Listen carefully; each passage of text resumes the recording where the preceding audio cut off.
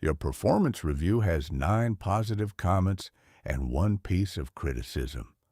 Guess which one you're replaying at 2 a.m.? Maybe it was good work overall, followed by 1 line about a missed deadline. Maybe it was 50 supportive comments and 1 harsh one on something you posted. The details change. The pattern doesn't. The usual verdict is that you're too sensitive, or you have low self-esteem, or you just need to focus on the positive. As if the fix were a personality adjustment you haven't gotten around to making. Except this happens to confident people too. People with plenty of self-esteem still remember the 1 bad review over the 9 good ones. That's a clue this isn't a personal flaw. It's something closer to universal.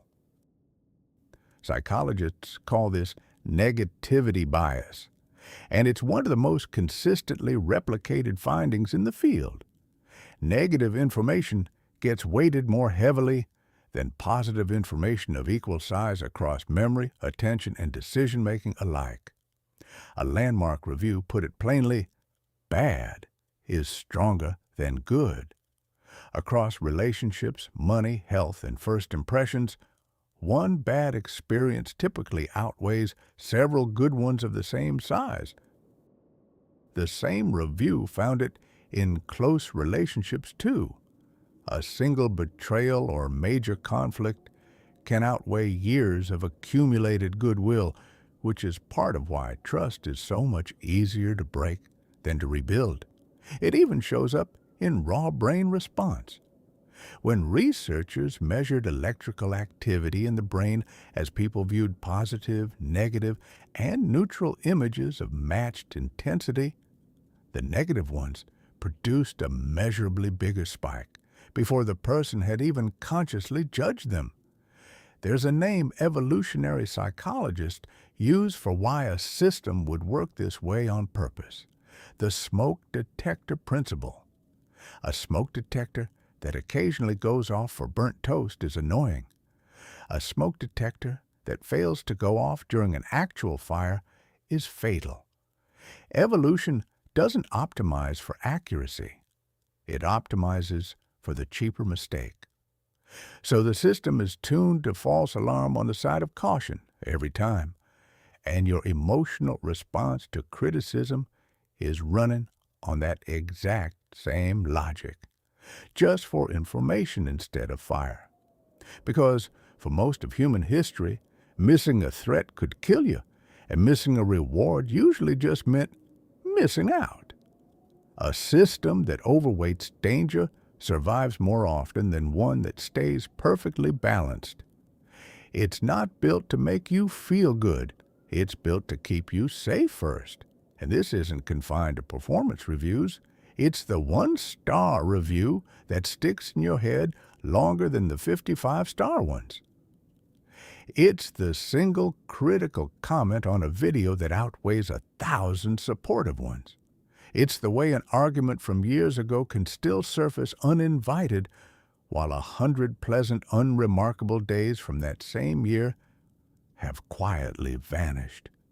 Different context, same weighting system. It's worth noting the strength of this bias isn't identical everywhere. It shows up more strongly in some contexts, like threat detection and first impressions, than in others, like certain reward learning tasks. And researchers still debate whether this is one unified mechanism or several related ones working together. What's not in question is that it's real, and it's not about you personally. So the 1 critical comment isn't proof that the 9 positive ones were empty politeness. Your brain is just running an ancient threat detection system that has always valued being safe over feeling calm, and it doesn't know the difference between a saber-toothed cat and a slightly blunt sentence in a review. It's not weighing the evidence fairly and concluding the criticism matters more. It's not weighing it at all. The alarm goes off automatically before any actual comparison happens. By the time you consciously notice you're fixating, the weighting has already been decided. Since the weighting is systematic, not random, you can correct it deliberately.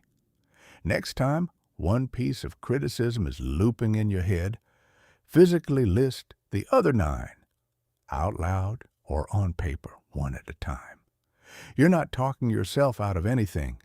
You're just doing manually what your brain won't do automatically, giving the good ones equal weight. There's a second half to this that matters just as much. Don't just list the positive comments. Actually pause on them. Researchers who study savoring, deliberately slowing down to notice a good moment instead of rushing past it, have found that positive experiences only build lasting impact if you let yourself sit with them. Negativity bias means the bad comment gets automatic weight. Savoring is how you manually give the good ones a fair chance to register too. The 9 good comments were never the lie. Your weighting system was just built for a more dangerous world than the one you're living in now. Once you see it, you'll notice it everywhere.